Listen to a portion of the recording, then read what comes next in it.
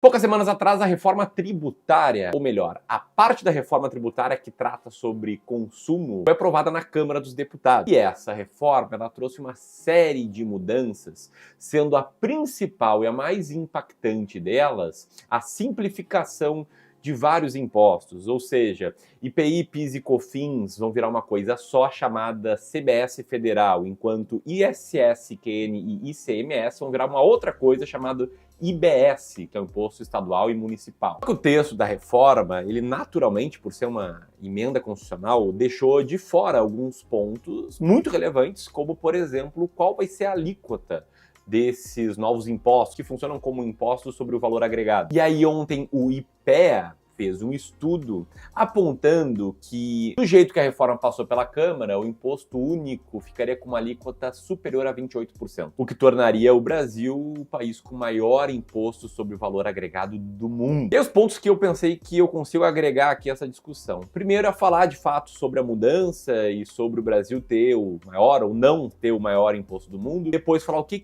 isso tende a afetar a economia e, consequentemente, o que isso tende a afetar os seus investimentos, que é como eu consigo te ajudar, né? Quem é clubista sabe, eu sou gestor profissional de investimentos, o Clube do Valor trabalha, né, ajudando clientes a conquistarem a liberdade financeira por investimentos. Mas primeiro eu quero o seu comentário. O que você achou dessa notícia que surgiu ontem? Comenta aqui. Bom, antes de responder se o Brasil vai ter o maior imposto do mundo, é muito importante eu destacar dois pontos aqui para a gente ser totalmente transparentes. O primeiro, o óbvio, né? É muito fácil politizar esse tipo de tema, é muito fácil alguém chegar lá e comentar, vai lá, faz o L. Outras pessoas comentarem, não, isso aí é essencial para cobrir o rombo de gastos do Bolsonaro. Enfim, dependendo das suas crenças, é isso que você pode pensar. Não tem nenhum problema pensar ou agir assim, até porque o meu segundo destaque aqui é pro fato de que todo mundo acaba tendo seus viés. Eu, por exemplo, tenho um viés muito forte contra gastos públicos, contra governos que cada vez mais contam com mordomias, gastam mais e mais dinheiro. Eu, Ramiro, acho um absurdo isso que acontece, acho um absurdo a conta ser sempre jogada para a população.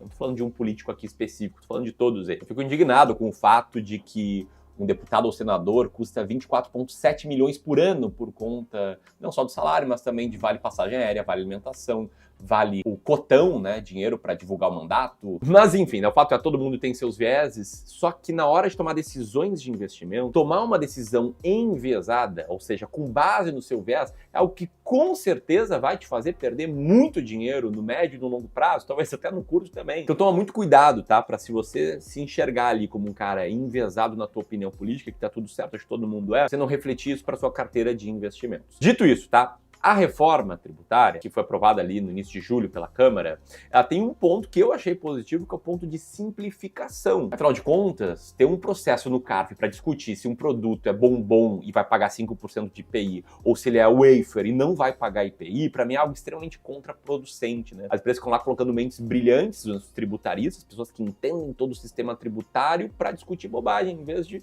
pegar mentes brilhantes e focar em crescer, gerar mais lucro, impactar mais positivamente a vida de mais pessoas. Mas o grande ponto por trás da simplificação é que não ficou claro, e ficou uma grande pergunta no ar sobre qual vai ser a alíquota do tal IVA. Quando eu estudei o texto da reforma tributária, o aprovado pela Câmara, tá? Sem os destaques ainda, eu encontrei um ponto em que o Bernardo Appio, o secretário da reforma tributária, citava um IVA em torno de 25%, que já seria um dos maiores do mundo. Mas o ponto é que o texto não estabeleceu qual vai ser o valor, mas por outro lado, né, o texto previa que, abre aspas, as alíquotas de referência para o IVA vão ser revisadas anualmente, visando fazer a manutenção da carga tributária. Lembrando que a carga tributária brasileira é altíssima, né? É 33,71% do PIB. Só que o ponto é que essa alíquota do IVA, ela no limite, ela vai depender de vários fatores, em especial da quantidade de benefícios tributários que forem aprovados, né? Das exceções que os parlamentares vão conceder para alguns setores da economia, já tirando, né, o fator de simplificação que está vindo. Enfim, foi analisando potenciais benefícios e concessões para alguns setores na economia que o IPEA chegou a esse valor potencial de 28% do IVA, que seria, sim, o maior IVA do mundo, acima da Hungria, que atualmente tem um IVA de 27%. E aí o João Mário de Oliveira, do IPEA, ele analisou dois cenários, sendo o primeiro cenário, um cenário em que exista uma alíquota padrão para todo mundo, sem nenhuma exceção. Nesse caso, o IVA ficaria ali na faixa de 26,9%. E no segundo cenário, ele já coloca ali na conta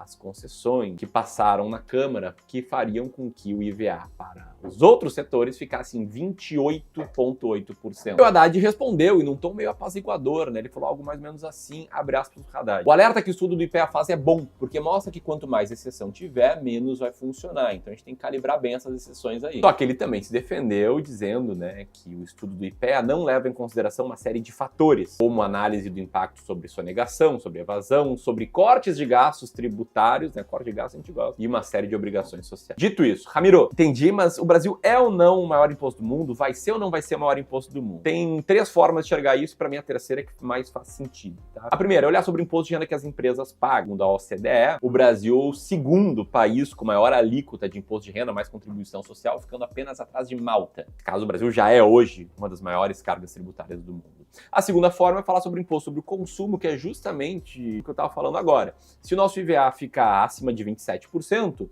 Brasil vai ser o país que mais tributa sobre o consumo no mundo. E a terceira forma, que para mim é mais correta, é olhar sobre o impacto da carga tributária sobre o PIB. E o Brasil não é, pelo menos por enquanto, o país com a maior carga tributária do mundo, ficando atrás aí de 20 e tantos países.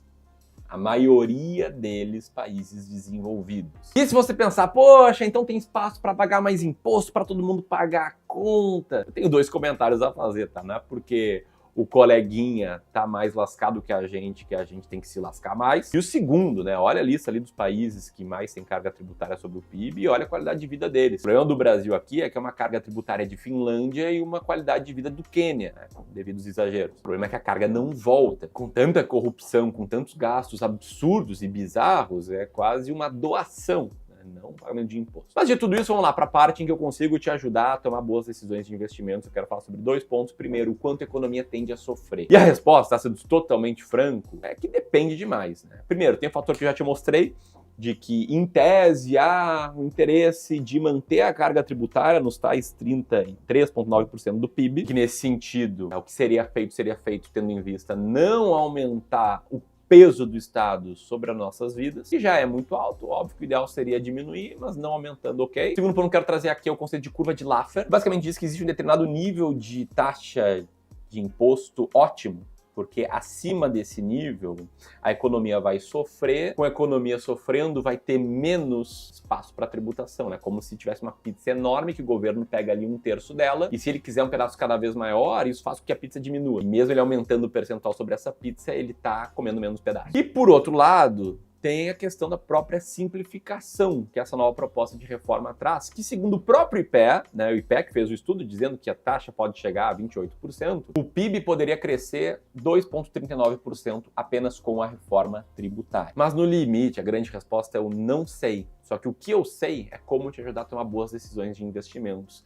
E para isso eu queria trazer uma premissa. Primeira, tá nessa tela, tá? Um estudo que ficou bastante famoso no mundo dos investimentos, mostrando que não tem uma correlação direta entre crescimento do PIB e crescimento do mercado de ações. Até porque em investimentos tudo é sobre preço. Está precificado um futuro muito bom e está pagando muito caro por um ativo, mesmo o futuro vindo bom, mas não tão bom como estava precificado, você pode sofrer. Dito isso, tem três coisas que você tem que levar em consideração na hora de investir. Primeira dela, você precisa ter uma diversificação em várias classes de ativos vencedoras.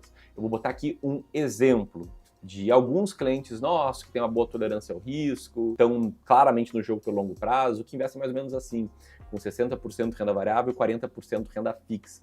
Mas o grande ponto aqui não é o percentual em cada classe de ativos, e sim a quantidade de classes de ativos diferentes. É essa filosofia de investimentos que eu acredito, que eu sigo, que eu aplico na gestão da carteira dos nossos clientes de wealth. E você pode conhecer essa filosofia de investimentos baixando um livro online, né, um e-book, sobre como e onde investir o seu dinheiro, tá? Vou deixar aqui o link para ele, não vou falar sobre isso aqui, senão vou estar fugindo muito do tema, mas lá vai estar explicado a importância de você ter várias classes de ativos para reduzir o risco da sua carteira e aumentar o potencial de retorno. Segunda coisa, é essencial que uma das classes de ativos, pelo menos a sua carteira, seja dolarizada.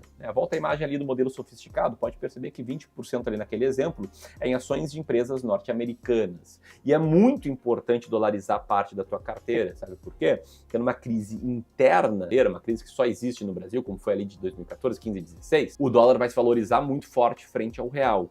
Sem contar que ali você vai estar se expondo a uma outra economia com outra dinâmica, em outro patamar de maturidade. Isso vai reduzir muito o risco da tua carteira. E aí você pode investir nos Estados Unidos de basicamente duas formas. Primeiro, de um jeito mais simplificado, com dinheiro custodiado no Brasil, comprando um ETF de ações norte-americanas, como o IVVB11. E a segunda, de um jeito não tão simplificado, mas em que você faz uma remessa para o exterior, manda teu dinheiro lá para fora e lá fora, sob outra jurisdição, você monta a sua carteira de investimentos. Os dois jeitos de investir têm pontos positivos e tem pontos negativos. Se você quiser dominar essa forma de investir, saber exatamente como investir no exterior e como a gente investe no exterior, vou deixar outro livro, hoje é o dia dos e-books aqui, tá? Sobre como investir no exterior.